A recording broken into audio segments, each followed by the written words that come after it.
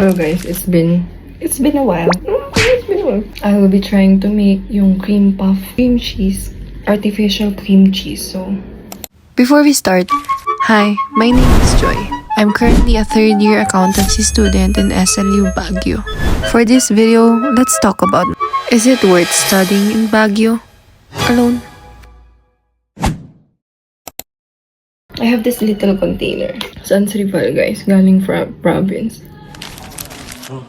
Tara, transfer na tayo.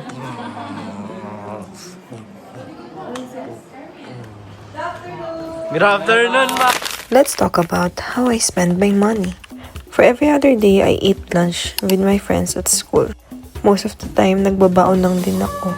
Since binibigyan naman ako ng parents ko ng pang groceries, natuto na rin ako magluto ng mga ulam ko na ibabaon ko kapag pumapasok ako sa school.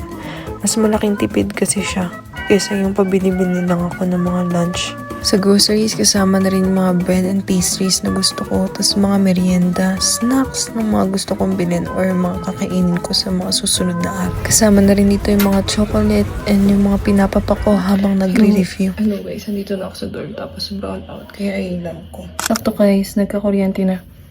Ayusin ko na to. Since common yung kitchen dito tsaka yung refrigerator isa lang, nilalagyan ko sila ng pangalan. Ayan. Kasi ilalagay sila sa ref. Ngayon guys, punta ko ng simbahan and nilibot na ng unti kasi it was being very stressful. Quick for me. First things first, let's clean our ears. Now, let's talk about how about my leisures. I make sure that every Sunday is a rest day. I go to church and enjoy my free time. I always make sure na dapat at every end of the week ay nakakagala ako.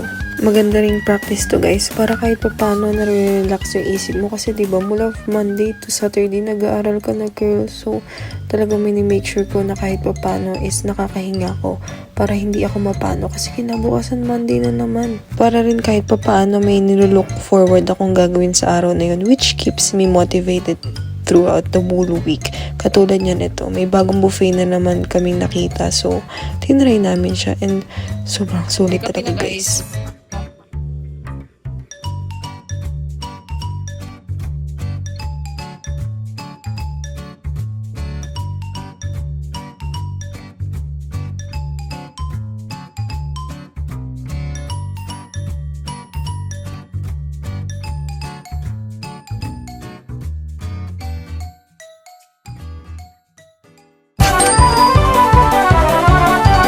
Hello guys, papasok tayo na parang beauty queen. Kim. Guys, nagluluto na ako ng dinner and hinihiwa ko ng mga kailangan kong gulay. So ako ng sinigang. Ulam ko na siya tonight and then tomorrow morning lunch ng ilang araw kasi sunod-sunod liquids ko. So kumbaga nagluluto na rin ako ng mga pang-ulam ko. Hirap na baka hindi ako kumain. Pero kasi kapag exam week, so sobrang dami maaralin. Wala ka ng time magluto. So, as much as possible. Ito guys, talaga yung isang malaking tipid is yung kumakain ako kahit paano ng gulay. Tapos nagluluto ako ng mga ulam ko.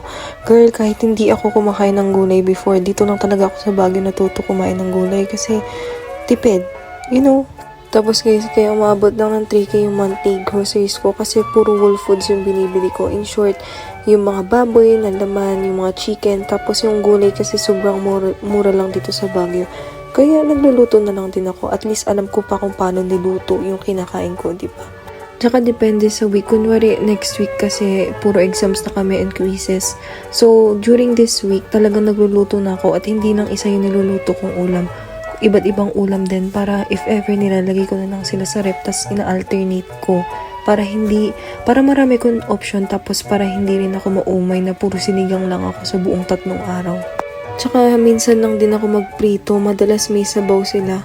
Kasi hindi naman ako nakikishare sa gasol sa dorm, isa pa kasing gastos yon. So ang ginawa ko na lang is sa rice cooker ako nagluluto. So most likely puro may sabaw or kaya ini-steam or pinapatuyuan ko na lang sila sa tubig.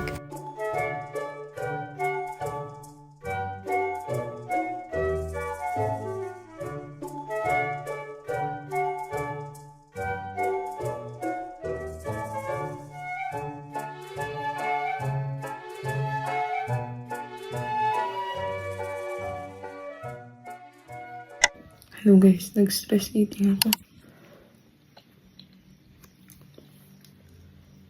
Yum. Anyway, yun ang gagawin ko habang nanonood ng TikTok. So now let's compute all my total monthly expense. For groceries, monthly is 3,000 and leisure is I multiplied it to 4 to get the monthly of 2,000. I have fixed rent of 6,000. My rent includes the city services which is yung wifi, tapos yung electricity. Ibig sabihin wala na akong ibang binabayaran pa. Fixed na 6K na yun and kasama na rin doon lahat ng mga rice cooker ko. And then for my water, I do refill and delivery. 10 liters yun. Tapos nakaka-4 na refill ako every month. So times 15 is 60. For contingencies, ito naman yung mga bigla ang may pa-project. So kailangan ko ng art materials and everything or kailangan ko magpa-print. So 500 pesos yung nilalagay ko doon. Tapos if ever man na itong grocery, leisure, water and contingencies are not used, kini-carry over ko yung excess for next month para may extra akong pera and at the same time is may mga naitatabi ako. And para rin at the same time, may nailalagay ako sa savings ko. Mismo umiikot yung allowances ko. Diyan na yung division niya. So, ang ginagawa ko is, inaalis ko na rin yung savings ko. And every week talaga nagtatabi ko ng 200 pesos.